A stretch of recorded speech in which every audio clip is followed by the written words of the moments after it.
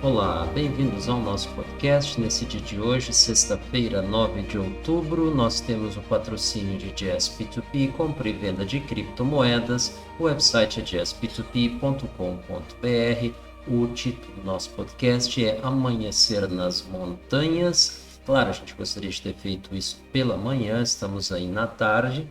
Mas o amanhecer também se refere à tendência semanal que está no limiar de tornar-se altista. Na realidade, a gente está bastante próximo aí do nível do histograma do MACD da semana passada. Tinha ficado em menos 32 para Bitcoin Tether na Binance, agora está oscilando em torno aí de menos 34, chegou a ficar positivo, menos 31, em relação à inclinação da semana anterior, né? Esse é o positivo, a declividade, na verdade, a inclinação.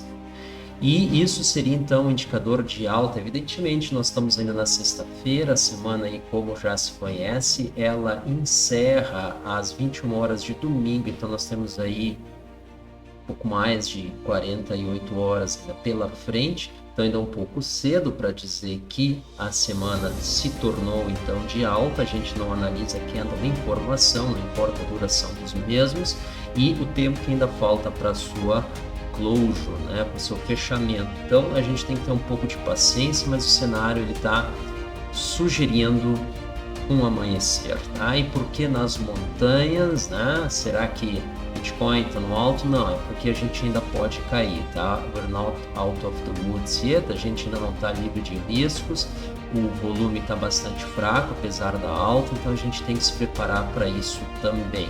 Essa é a nossa ideia geral aí para essa semana. A gente pode mostrar aqui para vocês o MACD, o histograma, que é só um overview, nós vamos mostrar em detalhe agora na tela a seguir. Então, o que a gente está vendo? Nós estamos vendo aqui essa reversão, ainda não aconteceu, a gente acha que vai acontecer? Não, a gente acha que não vai acontecer, mas é possível, tá?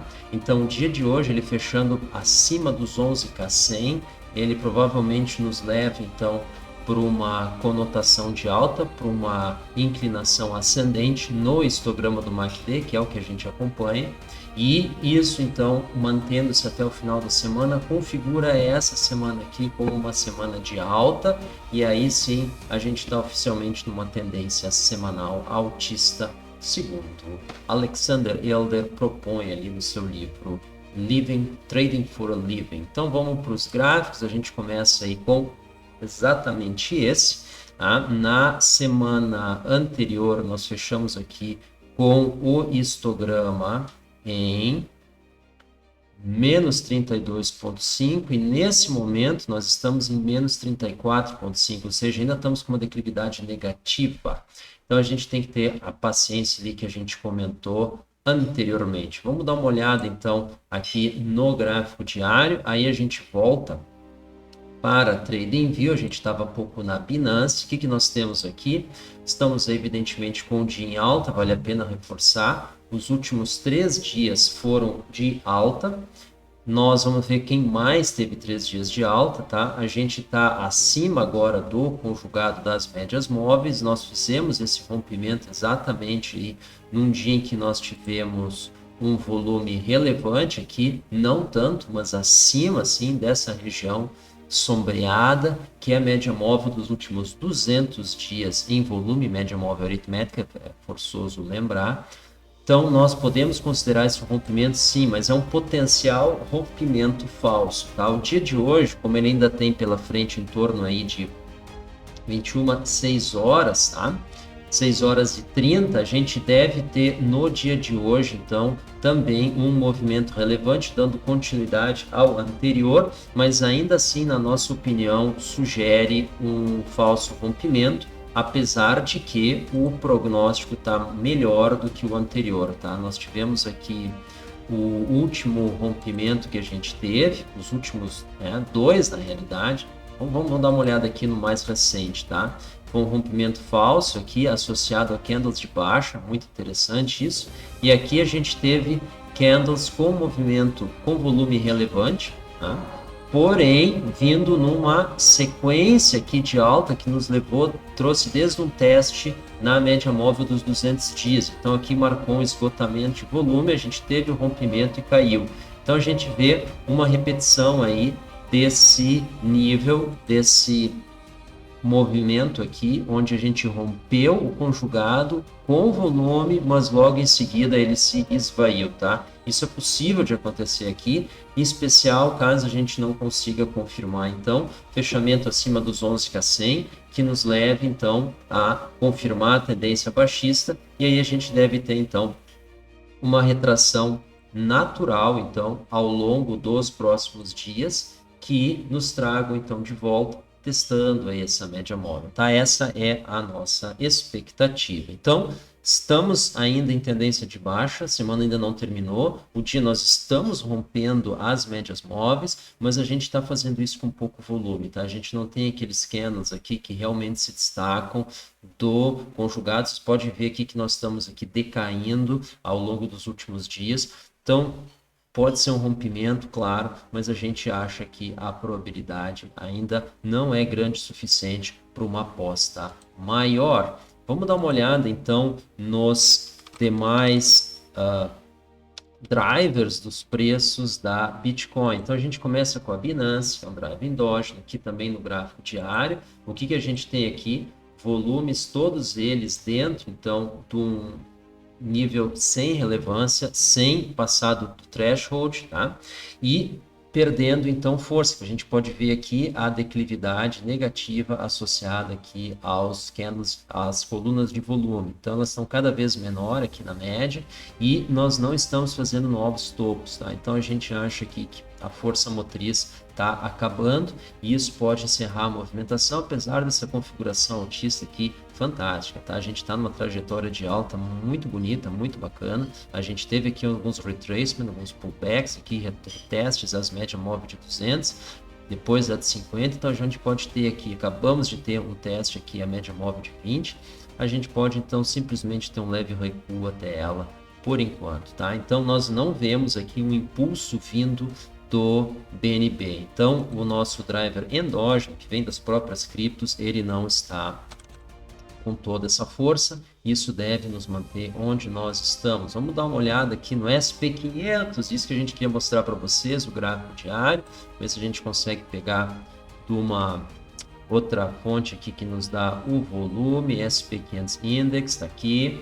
Então, nós tivemos aqui, esse aqui é o gráfico diário, os últimos 3 dias em alta. Então, como eu mostrei na Bitcoin, os últimos 3 dias em alta, SP500, últimos 3 dias em alta. O que é isso? Bitcoin, SP500 tem uma mão dada, né? Eles anda junto com o outro, tá? São companheiros nessa escalada aí dos preços, tá? Então, aqui a gente está vendo o dia indo para o fim, Wall Street, porém, nós ainda não, para o fim não, né? Estamos na metade, mas o volume está mais fraco. Então, nós, apesar da alta que nós estamos tendo, tá? Nós não estamos tendo um volume considerável, já faz um bom par de dias, e isso aí nos chama atenção, então, para uma possível fim de curso aqui, para um esgotamento, tá? Isso pode acontecer, claro. A primeira coisa que a gente imagina aqui é um retorno ao conjugado das médias móveis, o que faria então a Bitcoin ficar exatamente logo abaixo dela, configurando o falso rompimento que a gente considera então provável e comentou logo antes. Então, nossa expectativa é SP500 aí terminando a semana em alta, mas iniciando a semana que vem em baixa, e isso aí deve se refletir então nas criptos também, devolvendo os ganhos que eles tiveram aí ao longo aí dessa semana. E aí a gente dá uma olhada no driver do SP500, vamos dar uma olhada no dólar index. O que está acontecendo com o dólar index? Então, o dólar index ele vem recuando, ele perdeu aqui o canal de baixo, mas isso aqui é muito interessante, tá? Então, será que agora o dólar vai cair? Provável, né? Olhando apenas esse gráfico, a gente imaginaria aqui um movimento de baixo. Mas vamos dar uma olhada numa perspectiva um pouco maior, tá? Vamos dar uma olhada no gráfico semanal, tá? A gente está no fundo de um canal, a gente está abaixo da média móvel de 200, mas vamos dar uma olhada mais longo prazo aqui. Vamos dar uma olhada no canal mensal. Aqui sim a gente tem uma ideia interessante. Nós estamos numa trajetória de alta, onde em 2011 nós saímos aqui de um fundo em 72 no dólar index. Nós chegamos a 72 e a gente foi de 72 para 104, tá? Então, o que nós estamos tendo aqui é um recuo normal, um reset normal dentro de uma trajetória de mais longo prazo aqui, de uma trajetória aqui de década, né?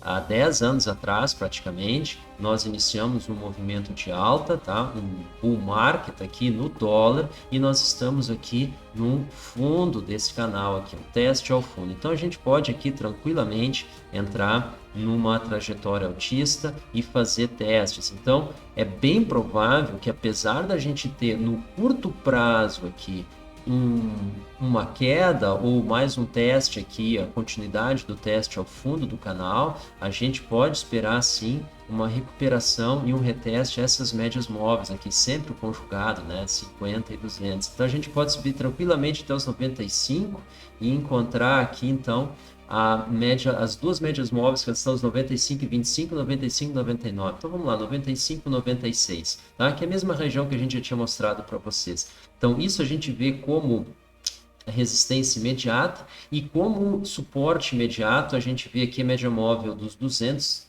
meses no dólar index aos 90, tá? Então, o que acontece isso? Se nós testar os 90, a gente deve subir e testar tranquilamente os 12K na Bitcoin, a gente deve bater nos 2K, então no ouro também, tá? O Ethereum deve voltar ali para os 400, tá? Com tranquilidade. Agora, o que acontece? Caso o dólar, então, consiga testar os 95, bom, daí a gente deve ter um recuo, a gente deve perder temporariamente aí os 300 no Ethereum, a gente deve testar os 10K na Bitcoin e a gente deve aí testar os 1.600 no ouro, tá? Então, 1.650, a gente vê ali um bom nível aí de recuo, tá? Talvez os 1.800 se tiver muita demanda. Então, essa é a realidade, tá? E aí, vamos dar uma olhada aqui também na força motriz do dólar index. E aí é o par euro-dólar. Vamos dar uma olhada aqui no par euro-dólar. O par euro-dólar, ele tá aqui abaixo da média móvel de 200, fez aqui um falso rompimento e aqui a gente tem uma informação importante, teve um dia com bastante volume, não conseguiu fazer um fundo abaixo desse nível aqui, já vamos ver qual que é o nível dos 107. Então, a gente pode dizer que tem um suporte aos 107 e a gente tem, então, na média móvel de 200, os 1,19, 1,20 como resistência, que a gente acha muito difícil romper. Então, na nossa opinião, conjugado, na perspectiva mensal, nós estamos no topo do euro, no fundo do dólar, e isso quer dizer que na perspectiva mensal nós estamos no topo da Bitcoin, no topo do ouro por enquanto. Assim sendo, nós achamos que euro-dólar cai, dólar index sobe, Bitcoin cai e ouro cai. Essa é a nossa análise. Essa é a nossa opinião, essa é a nossa perspectiva. Isso não é indicação, sugestão ou recomendação. Pessoal, muito obrigado mais uma vez pela atenção, pela audiência. Até a próxima. Tchau.